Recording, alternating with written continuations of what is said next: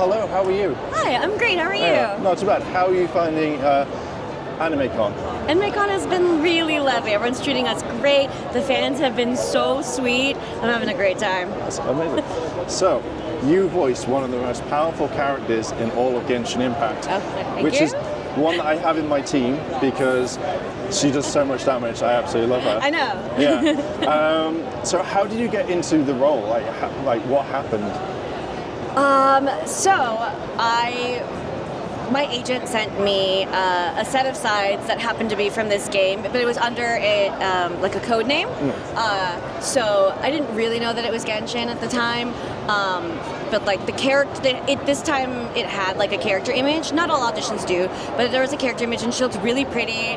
And she had some like regal code name, like the Empress or the Queen or something like that. So you got the sense that like she was powerful, she was the ruler. It had a very lengthy description about the character, so I knew the basics about her. You know that she rules a country. She's very powerful. She had a tragic loss. She was hiding away inside of like a puppet of herself. So I knew all that going into it. And then there was like a set of lines that like I could audition with of like different circumstances, you know. And so I kind of just was playing around with this idea of a woman who's regal, but not like tacking hard into like a straight British accent per se. It was kind of more like a real light Mid-Atlantic accent, if I'm being honest. And just really giving this sense of like a woman who is kind of soft but has like a quiet strength about her. Yeah. So did MiHoYo give you the character for free, or did you have to pull for her like everybody else? No, I had to pull for it like everybody else. I spent a lot of money on her because mine is C6R5. Nice. Yeah, I C6'd it on the very first banner, and then I went to, and then C6R1 on the first banner, and then I got the other 4 copies of the weapon, I don't know, sometime last year or the year before, See, I've attached, is it the catch, or is it the the catch is another great weapon for her. I was just like, I gave her that one first, and then I gave her like the Spineward Spine or something. This is me just going, I don't know the names properly. When I was researching, you do stream quite a lot, so obviously playing. Yes, I've been taking a little break, but I'm coming back soon. Yeah. Nice. So how did you prep for a voice properly? Like, again, I know you said like it's like a regal, not British, but was it just literally it took you a while to get into that headspace? I'd say my audition process usually is I'll read it and I'll like think about it and I'll like play around with it maybe for like 5 minutes, and then I'll like put it away for a while, kind of let it percolate into my body, and then come back to it to actually do the audition and see if anything is settled in. I'm for the most part a first instinct is best instinct, and then if I come back to it, I might overthink it and like tinker with it here and there. And for her, I think I tinkered with it a little bit, just like for specific like intentions, those kinds of things within each line. If I wanted to like add any more beat shifts or something like that. But I think for her, like I came up with what I wanted pretty early on, and then when I went into my first session, we played my audition tape, and I was talking about it with the localization team, who had their comments from the client, from MiHoYo, and the only comment they really had for me was they wanted to make sure that she sounded younger. Yeah. So that even though Ren Jogen is like this like hundreds of years old woman, she still has this air of youthfulness about her, like eternal youthfulness, eternity. So it was just about like kind of like keeping her a little bit slightly higher in my register. Nice. Right, so you've also done different roles ranging, obviously Genshin Impact, Suicide Squad, Miraculous, and now Lunar Remastered Collection. Yes. So tell me about the game, because it's one that caught my attention, because I kind of like that sort of genre, and I think I've seen the original artwork and stuff. Yeah. So can you tell me a little bit about the game, the character that you're playing as well? Gosh. Okay, so I play Lucia in Lunar 2 of the Lunar Remastered Collection, and I played Lunar Silver Star Story when I was a kid on PS1. I had the CDs. It was like 4 CDs. I used to play the crap out of it. I would play it all the time. I had like save points saved just so I could go back to the boat scene. I would like sing along to the boat scene all that. I was obsessed with Lunar for like a couple of years. And so when one day like an email came in my inbox asking if I wanted to audition for Lucia, I was like, they're remastering the whole thing, and I had never played Lunar 2. Like it had I never got around to it.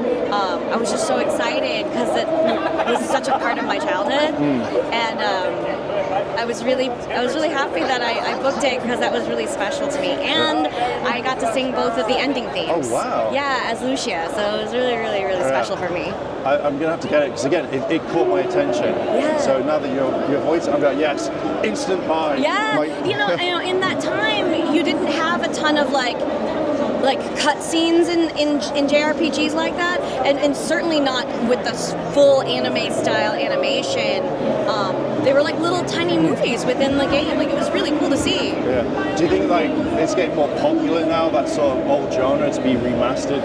I hope so. I hope it's found a new audience, with the remastered, and certainly like everyone who remembers the old versions of the games. I hope that they've picked it back up to remember what they love about it. Yeah, I'm hoping, because again, I never played that like a long time ago, but it's like when anime was first being like around, or like games, they'd be plastered everywhere. So you're like, oh, where's that game? Oh, it's like $2,000 right there. I'm like, not buying the original. But I know, they became very, very rare. Yeah. So I've already asked that. I was going to ask the same question again. So when a role comes across like your desk or your inbox or anything, what gets you excited about it? Like if you go, I need that 100%. Do you get excited or just? I get excited all the time. And when I'm, looking at a character sheet and a set of sides, like I'm a sucker for good writing. Yeah.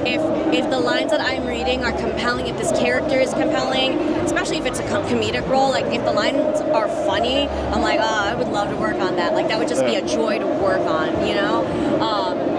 If the character hits close to home like that, those are things that like speak to me. And then, I get my hopes up, but I try not to hold on to it too much because, you only book like 1%, 2%, 3% of the roles that you audition for. Yeah. It's a very low rate. You're lucky if you hit any higher than that. So it's tough to get really attached to certain auditions. Even though you had fun, you have to let it go and just be at peace that was your time with it. Yeah. Just in case you don't book it. So, I need it. Yeah. Oh, okay. So, what is your guilty pleasure anime? Guilty pleasure. Oh man.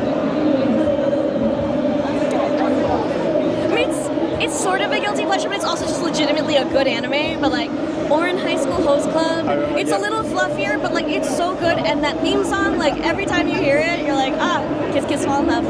The last scene where I can't remember the character's name, but the blonde guy, Tamaki. Where he's chasing after the female lead. Haruhi. Absolutely, gave me goosebumps. Where I had to go back and watch it, and I haven't seen it since I was at uni, so maybe 10, 15 years ago. Yeah. But that was the thing where I was like, that gives me goosebumps, and that made me really like it. So I watched the entire thing, and that's amazing. And then I was like, absolutely blown away. I mean, that's one anime it should have gotten a second season. Yeah. Let them because the ending of the anime as it stands is kind of they kind of rewrote how the manga goes to give it a sort of closed-ish ending. So give me a season 2 of Ouran High School Host Club, please. It's been a while. We need it. Old animes, say Ouran Coast High School Club, as well as Project Acres just recently had a brand new kind of remaster. Mm-hmm. Is there anything that you would really like and get really excited about, to come out, from anime that you've thought of all the way back in the day to now? Which one would deserve a remaster? A remaster? Oh gosh, that's hard. Man, that's a real thinker. Because I already told you, Ouran High School Host Club, we need more of it. Something like that. What needs?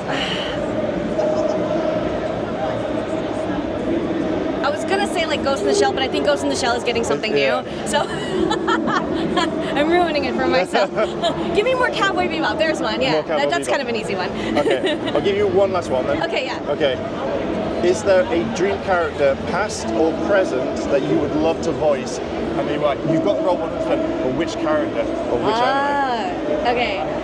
This is sort of cheating, but I've always wanted to be the voice of a Disney princess. Oh. It doesn't matter which one. And frankly, I would prefer it to be a new Disney princess, but call me Disney. Yeah, Disney, watch this. I know they watch these things. So. I got this down. Yeah, but no, well, thank you very much. Oh, thank you so much. I want to say a big thank you to all my Patreon supporters, and I wanted to shout out Kimono Cat. Your help goes a long way to help support the channel, and if you want to help support the channel, the links to my Patreon and channel memberships are listed below in the description.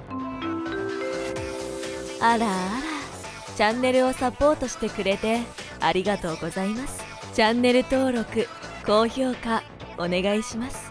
以下のリンクから商品を入手することができます。